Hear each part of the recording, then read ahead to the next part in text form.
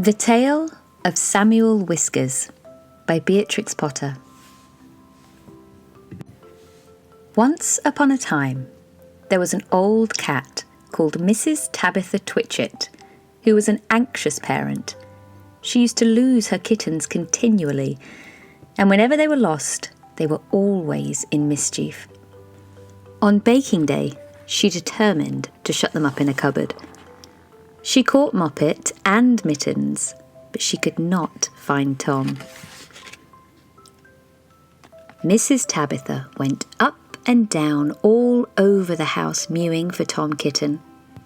She looked in the pantry under the staircase, and she searched the best spare bedroom that was all covered up with dust sheets. She went right upstairs and looked into the attics, but she could not find him anywhere. It was an old, old house, full of cupboards and passages. Some of the walls were 4 feet thick, and there used to be queer noises inside them, as if there might be a little secret staircase. Certainly there were odd little jagged doorways in the wainscot, and things disappeared at night, especially cheese and bacon. Mrs. Tabitha became more and more distracted and mewed dreadfully. While their mother was searching the house, Moppet and Mittens had got into mischief. The cupboard door was not locked, so they pushed it open and came out. They went straight to the dough, which was set to rise in a pan before the fire. They patted it with their little soft paws. "Shall we make dear little muffins?" said Mittens to Moppet. But just at that moment, somebody knocked at the front door, and Moppet jumped into the flour barrel in fright. Mittens ran away to the dairy and hid in an empty jar on the stone shelf where the milk pans stand. The visitor was a neighbour, Mrs. Ribby. She had called to borrow some yeast. Mrs. Tabitha came downstairs mewing dreadfully. "Come in, Cousin Ribby, come in and sit down. I'm in sad trouble, Cousin Ribby," said Tabitha, shedding tears. "I've lost my dear son Thomas. I'm afraid the rats have got him." She wiped her eyes with her apron. "He's a bad kitten, Cousin Tabitha. He made a cat's cradle of my best bonnet last time I came to tea. Where have you looked for him?" "All over the house. The rats are too many for me. What a thing it is to have an unruly family," said Mrs. Tabitha Twitchit. "I'm not afraid of rats. I will help you to find him. What is all that soot in the fender?" "The chimney wants sweeping. Oh dear me, Cousin Ribby. Now Moppet and Mittens are gone. They have both got out of the cupboard." Ribby and Tabitha set to work to search the house thoroughly again. They poked under the beds with Ribby's umbrella, and they rummaged in cupboards. They even fetched a candle and looked inside a clothes chest in one of the attics. They could not find anything. But once they heard a door bang, and somebody scuttered downstairs. "Yes, it is infested with rats," said Tabitha tearfully. "I caught 7 young ones out of one hole in the back kitchen, and we had them for dinner last Saturday. And once I saw the old father rat, an enormous old rat, Cousin Ribby. I was just going to jump upon him when he showed his yellow teeth at me and whisked down the hole." "Oh, the rats get upon my nerves, Cousin Ribby," said Tabitha. Ribby and Tabitha searched and searched. They both heard a curious roly-poly noise under the attic, but there was nothing to be seen. They returned to the kitchen. "Here's one of your kittens at least," said Ribby, dragging Moppet out of the flour barrel. They shook the flour off her and set her down on the kitchen floor. She seemed to be in a terrible fright. "Oh, Mother, Mother," said Moppet. "There's been an old woman rat in the kitchen, and she's stolen some of the dough." The 2 cats ran to look at the dough pan. Sure enough, There were marks of little scratching fingers, and a lump of dough was gone. "Which way did she go, Moppet?" But Moppet had been too much frightened to peep out of the barrel again. Ribby and Tabitha took her with them to keep her safely in sight while they went on with their search.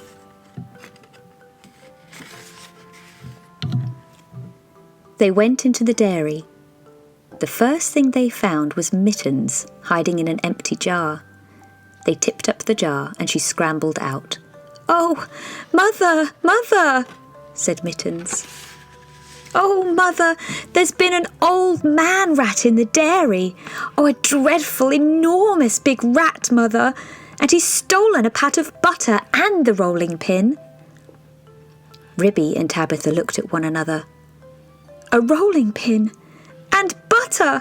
Oh, my poor son Thomas," exclaimed Tabitha, wringing her paws. "A rolling pin," said Ribby. "Did we not hear a roly-poly noise in the attic when we were looking into the chest?" Ribby and Tabitha rushed upstairs again. And sure enough, the roly-poly noise was still going on, quite distinctly, under the attic floor. "This is serious, Cousin Tabitha," said Ribby. "We must send for John Joyner at once, with a saw." Now, this is what had been happening to Tom Kitten, and it shows how very unwise it is to go up a chimney in a very old house where a person does not know his way and where there are enormous rats. Tom Kitten did not want to be shut in the cupboard. When he saw that his mother was going to bake, he determined to hide. He looked about for a nice, convenient place, and he fixed upon the chimney. The fire had only just been lighted, and it was not hot, but there was a white, choky smoke from the green sticks. Tom Kitten got upon the fender and looked up. It was a big, old-fashioned fireplace. The chimney itself was wide enough inside for a man to stand up and walk about, so there was plenty of room for a little tomcat. He jumped right up into the fireplace, balancing himself upon the iron bar where the kettle hangs. Tom Kitten took another big jump off the bar and landed on a ledge high up inside the chimney, knocking down some soot into the fender. Tom Kitten coughed and choked with the smoke, and he could hear the sticks beginning to crackle and burn in the fireplace down below. He made up his mind to climb right to the top and get out on the slates and try to catch sparrows. "I cannot go back. If I slipped, I might fall in the fire and singe my beautiful tail and my little blue jacket." The chimney was a very big, old-fashioned one.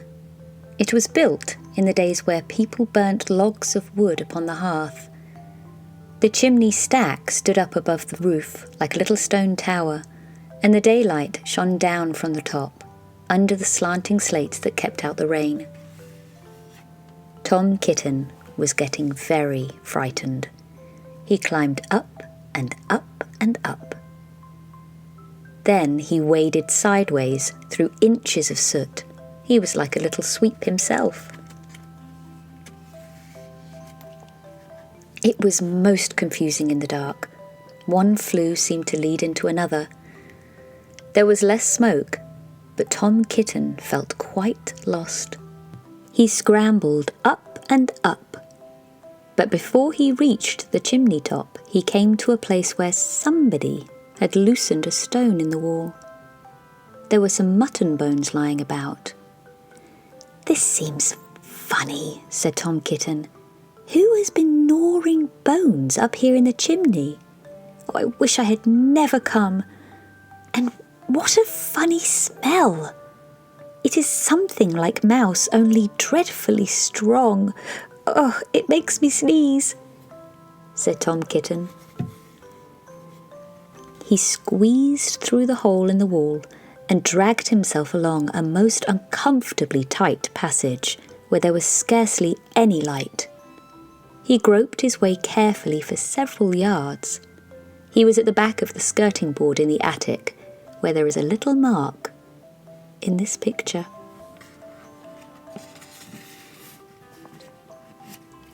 All at once, he fell head over heels in the dark, down a hole and landed on a heap of very dirty rags. When Tom Kitten picked himself up and looked about him, he found himself in a place that he had never seen before, although he had lived all his life in the house. It was a very small, stuffy, fusty room with boards and rafters and cobwebs and plaster. Opposite to him, as far away as he could sit, was an enormous rat. "What do you mean by tumbling into my bed all covered with smuts?" said the rat, chattering his teeth. "Please, sir, the chimney wants sweeping," said poor Tom Kitten. "Anna Maria! Anna Maria!" squeaked the rat. There was a pattering noise, and an old woman rat poked her head round a rafter. All in a minute, she rushed upon Tom Kitten, and before he knew what was happening, his coat was pulled off, and he was rolled up in a bundle and tied with string in very hard knots. Anna Maria did the tying. The old rat watched her and took snuff. When she had finished, they both sat staring at him with their mouths open. "Anna Maria," said the old man rat, whose name was Samuel Whiskers. "Anna Maria, make me a kitten dumpling roly-poly pudding for my dinner." "It requires dough and a pat of butter and a rolling pin," said Anna Maria, considering Tom Kitten with her head on one side. "No," said Samuel Whiskers.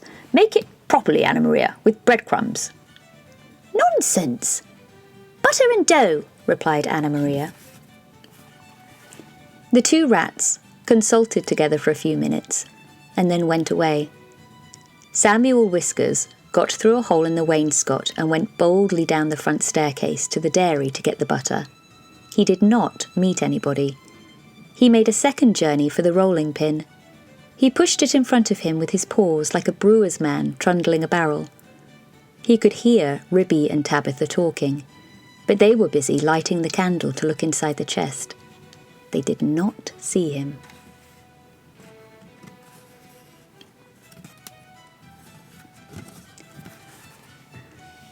Anna Maria went down by way of the skirting board and a window shutter to the kitchen to steal the dough.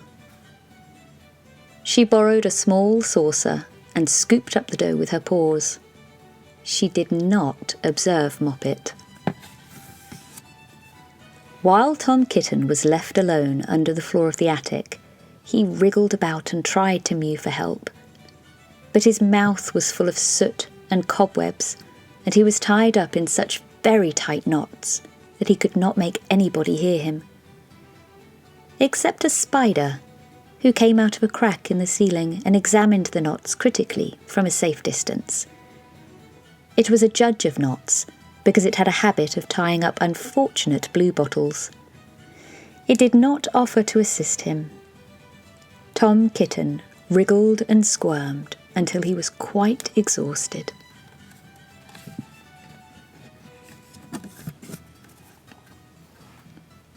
Presently the rats came back and set to work to make him into a dumpling. First, they smeared him with butter, and then they rolled him in the dough.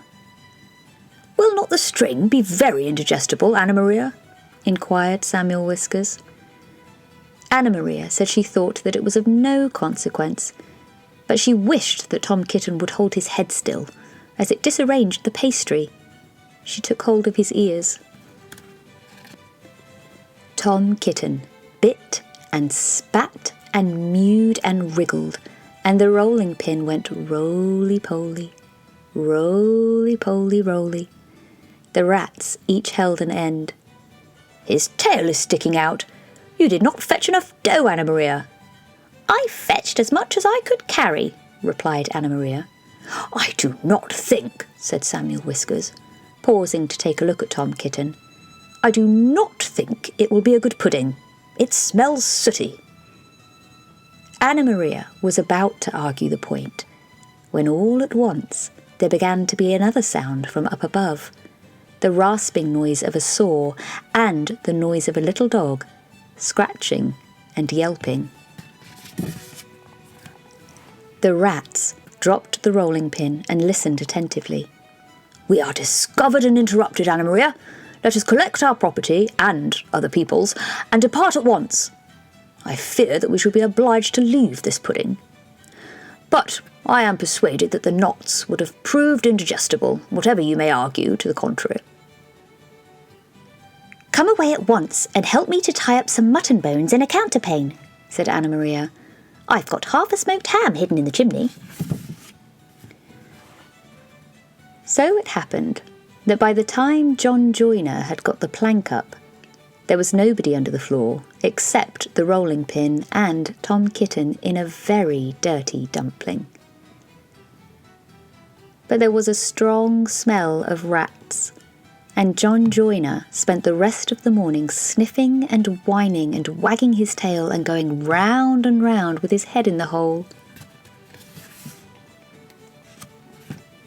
Then he nailed the plank down again and put his tools in his bag and came downstairs. The cat family had quite recovered. They invited him to stay for dinner. The dumpling had been peeled off Tom Kitten and made separately into a bag pudding with currants in it to hide the smuts. They had been obliged to put Tom Kitten in a hot bath to get the butter off. John Joyner smelt the pudding, but he regretted that he did not have time to stay to dinner, because he had just finished making a wheelbarrow for Miss Potter, and she had ordered 2 hen coops. And when I was going to the post late in the afternoon, I looked up the lane from the corner and I saw Mr. Samuel Whiskers and his wife on the run, with big bundles on a little wheelbarrow which looked very like mine. They were just turning in at the gate to the barn of Farmer Potatoes. Samuel Whiskers was puffing and out of breath. Anna Maria was still arguing in shrill tones. She seemed to know her way, and she seemed to have a quantity of luggage. I am sure I never gave her leave to borrow my wheelbarrow. They went into the barn and hauled their parcels with a bit of string to the top of the haymow. After that, there were no more rats for a long time at Tabitha Twitchit's. As for Farmer Potatoes, he has been driven nearly distracted. There are rats and rats and rats in his barn. They eat up the chicken food and steal the oats and bran and make holes in the meal bags. And they are all descended from Mr. and Mrs. Samuel Whiskers. Children and grandchildren and great-great-grandchildren. There is no end to them. Moppet and Mittens have grown up into very good rat catchers. They go out rat catching in the village, and they find plenty of employment. They charge so much a dozen and earn their living very comfortably. They hang up the rats' tails in a row on the barn door to show how many they have caught.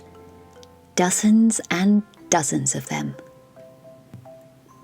But Tom Kitten has always been afraid of a rat. He never durst face anything that is bigger than a mouse.